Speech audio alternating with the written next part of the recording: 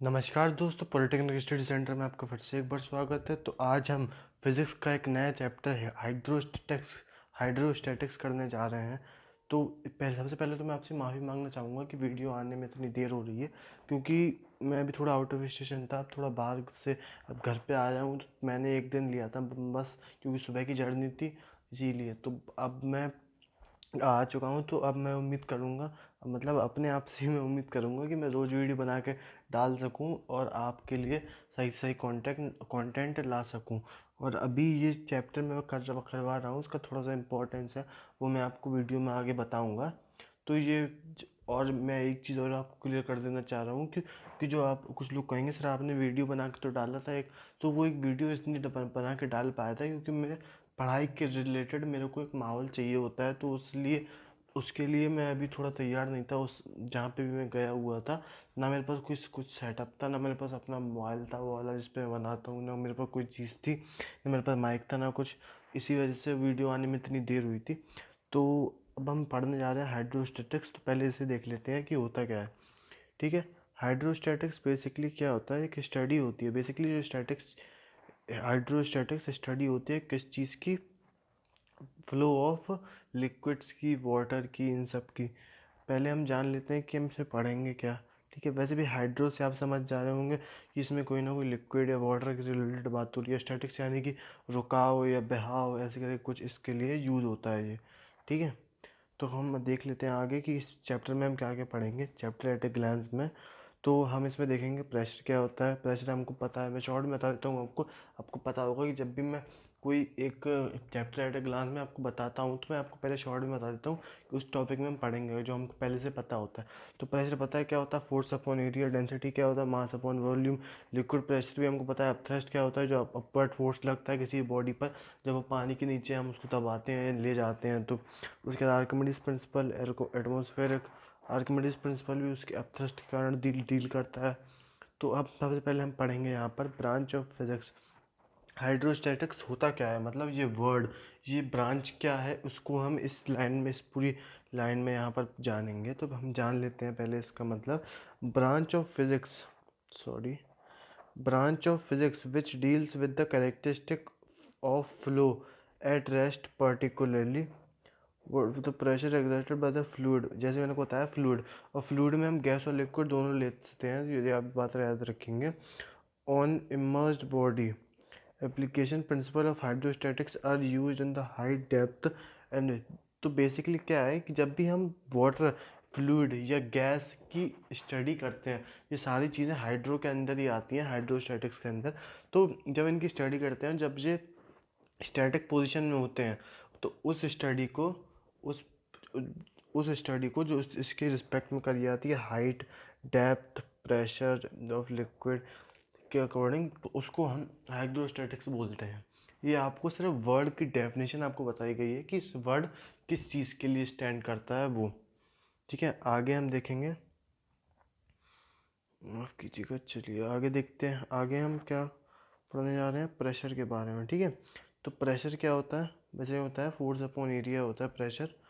लेकिन इसके पहले फोर्स अपॉन एरिया नहीं, हम पहले यहाँ पे एक डेफिनेशन पढ़ेंगे जिसमें बताई गई है, the force acting perpendicular on a unit area of a surface is called pressure, force upon area. और इसका यूनिट होती है पास्कल या न्यूटन पर मीटर स्क्वायर, क्योंकि फोर्स अपॉन एरिया है तो फोर्स की होती है न्यूटन और एरिया की होती है मीटर स्क्वायर, तो ऐसे न्यूटन पर मीटर स्क्वायर। ठीक है। यहाँ पे हम देखना है कि जब चीज़ें तो आपने पहले पढ़ी हुई हैं तो आपको आसान समझ में आ रही होंगी। यहाँ पर तो डेंसिटी क्या होता है पहले वो जान लेते हैं हम। डेंसिटी क्या होता है, मास अपॉन वॉल्यूम। ये मैंने आपको बताया हुआ था अभी पहले, आपको याद होगा तो, डेंसिटी एट अ ग्लांस में। तो density the substance is defined as the ratio of mass to its volume in kilogram metre per cube. ठीक है। वही जो वॉल्यूम है, अब जैसे ऐसे है ना, ये मैं जूम कर थोड़ा सा पिक्सल ना पड़ जाए, इसके मास का तो मास ही रहता है। ठीक है। उसके ऊपर मास का केजी हो जाता है, और वॉल्यूम का क्या होता है, मीटर क्यूब होता है। तो वही ग्राम डिवाइड में है तो मीटर क्यूब। ठीक है। चलिए आगे, डेंसिटी ऑफ वाटर, ये एक अनोमली होती है क्योंकि इसमें वाटर का अनोनमस बिहेवियर भी आता है, यानी विचित्र इसका एक अपने प्रति या पानी की डेंसिटी के प्रति एक इसका बिहेवियर होता है विचित्र, तो उसको भी हम इसी में पढ़ेंगे। तो वो डेंसिटी क्या होता है कि अगर आपको मैं कहूँ कि सबसे ज़्यादा डेंसिटी कब होगी, तो आप यही कहेंगे कि सर जब भी पानी बर्फ़ बन जाएगा तब उसका डेंसिटी सबसे ज़्यादा हो जाएगी, यानी कि ज़ीरो, क्योंकि ज़ीरो पे ही बनता है।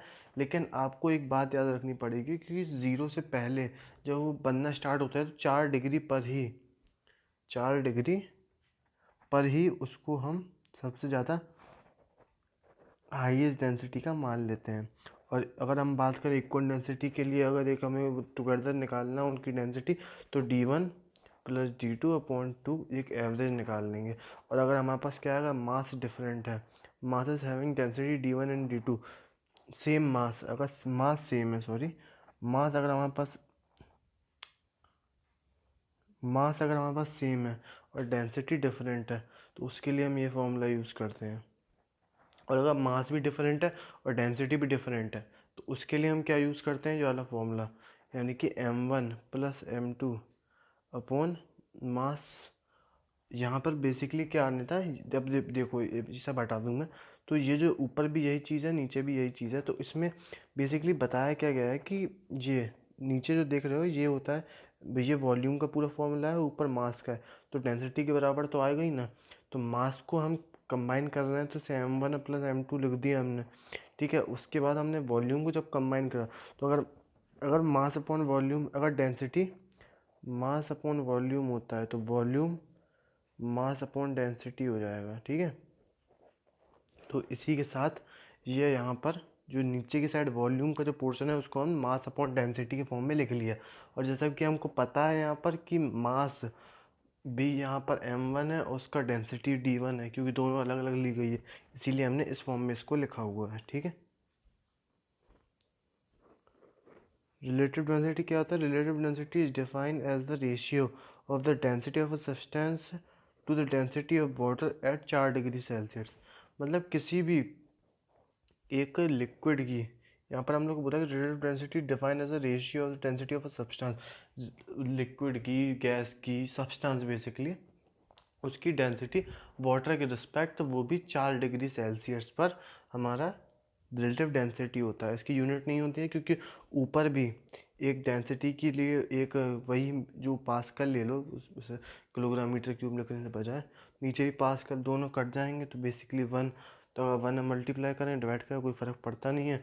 तो उसके लिए हमारा बेसिकली मैं कहना क्या चाह रहा हूँ कि फ़र्क नहीं पड़ता है हमारी डेंसिटी की यूनिट पर, ठीक है। उसके बाद आता है लिक्विड प्रेशर। लिक्विड प्रेशर क्या होता है, pressure applied on the bottom of the second, the pressure applied on the liquid on the bottom and the walls of the, जब, तो बेसिकली मैं आपको एक आसान सी भाषा में समझाऊँ तो आप एक गिलास लीजिए, ठीक है, उसमें पानी भर दीजिए ऊपर तक, ठीक है। अब हमसे पूछा गया है लिक्विड प्रेशर क्या होगा इस पे, तो लिक्विड प्रेशर बताने के लिए क्या करोगे आप, यहाँ पर पानी भरा हुआ है, तो जब ये पानी कुछ ना कुछ ऊपर फोर्स लगाएगा इस साइड वॉल्स पर, और यहाँ बॉटम में अगर ऊपर बंद करोगे पूरा भरा होगा तो ऊपर भी लगाएगा। और इसका सबसे अच्छा उदाहरण क्या है, जब भी आप छेद करते हो पानी बाहर, यहाँ भी आप छेद करोगे तो पानी बाहर बहेगा। तो वैसा क्यों, क्योंकि बाहर को भी भगने की कोशिश कर रहा है, बाहर को फोर्स लगा रहा है, ठीक है। तो जब वो बाहर को फोर्स लगा रहा है, तो उसके बाद मैंने आपको ये बता दिया, ये एग्जर्ट कर रहा है, उसी को हम लिक्विड प्रेशर कहते हैं, ठीक है। कि यहाँ पर क्या लिखा है, द प्रेशर अप्लाइड, जो प्रेशर बाहर को लगा रहा है उसी को हम वॉल्स पे और उस पे बॉटम पे, तो उसको हम लिक्विड प्रेशर कहते हैं, ठीक है। लिक्विड प्रेशर यहाँ पर लिखा हुआ है, liquid pressure at a point of depth H below the free surface is rho D H D G, या रो जी एच भी ले बोलते हैं, मुझे रो जी एच से ज़्यादा अच्छे से याद, तो आप वैसे याद रखेंगे, ठीक है। इसके बाद जहाँ पे डी डेंसिटी, अगर रो आप याद रखेंगे तो रो डेंसिटी होगी। और लिफ्टिंग के लिए क्या होता है, लिफ्टिंग फोर्स ऑफ बलून क्या होता है, लिफ्टिंग फोर्स ऑफ बलून भी आप याद रखेंगे, रो माइनस सिग्मा जी, ये इंपॉर्टेंट है, थोड़ा आप देख लेना, इसको याद आता है ज़्यादातर पूछने के लिए एग्ज़ाम में कि लिफ्टिंग में फोर्स बलून के इसमें क्या ज़रूरत पड़ती है। वॉल्यूम का फॉर्मूला है बेसिकली यहाँ पर। उसके बाद आगे क्या दिया, क्या loss in liquid, loss in pressure. तो वीडियो थोड़ी सी लंबी ना हो जाए इसके लिए मैं यहीं तक रखता हूँ। लॉस ऑफ लिक्विड देख लेते हैं क्या क्या होता है। लॉज, ठीक है। The pressure inside a liquid is the same at every point. जब भी एक कंटेनर के अंदर एक पानी भरा होगा या लिक्विड भरा होगा तो उस पर हर पॉइंट पर लगने वाला प्रेशर सेम होगा। ऐसा कहीं नहीं हो कहीं ज़्यादा हो जाए चाहे कहीं कहीं कम हो जाए। चाहे चाहे उसमें उसका शेप भले ही अनइवन हो, उस कंटेनर का शेप चाहे अनइवन हो, लेकिन उसमें लगने वाला प्रेशर सेम होगा, ठीक है। उसके बाद है the pressure at a point in liquid is same in all direction. Pressure same होगा हर डायरेक्शन में, ठीक है। उसके बाद है the pressure at any point with in the liquid is independent of shape और साइज। वही लिक्विड सरफेस, मैंने आपको बताया है कि लिक्विड सरफेस हो जाए चाहे कंटेनर हो जाए, चाहे वो ऐसा हो चाहे ऐसा हो चाहे ऐसा हो, पानी से भरा हुआ है एक बार तो इससे कोई फ़र्क नहीं पड़ता कि चाहे अजीब सा ऐसा कुछ हो कंटेनर और यहाँ पर पानी भरा हुआ है, तो इससे इसके प्रेशर पर कोई फ़र्क नहीं पड़ेगा। तो ये हमको याद रखना है। इसके बाद हमसे आखिरी आखिरी पॉइंट क्या बोल रहा है हमसे, the pressure exerted by the liquid, the pressure exerted by the liquid is normal to the pressure which is liquid is in the contact. ये हमेशा नॉर्मल यानी कि परपेंडिकुलर होगा। तो आज की वीडियो के लिए सिर्फ इतना ही। आगे की वीडियो में आगे बात करेंगे और जल्दी जल्दी हम 2-3 दिन के अंदर दो वीडियोस लेक्चर के अंदर हम ये टॉपिक को ख़त्म कर देंगे आराम से। उसके बाद हम आगे चीज़ें देखेंगे। और अगर मैं आपसे एक चीज़ और पूछना चाहूँगा कि अगर आपको 10th और 12th की पढ़ाई के रिलेटेड अगर आपको कोई चैनल में आप चाहते हैं कि मैं स्टार्ट करूं, तो आप मेरे को प्लीज़ कमेंट डाउन करके ज़रूर बताइएगा, तो मैं उस पर भी ध्यान दूंगा।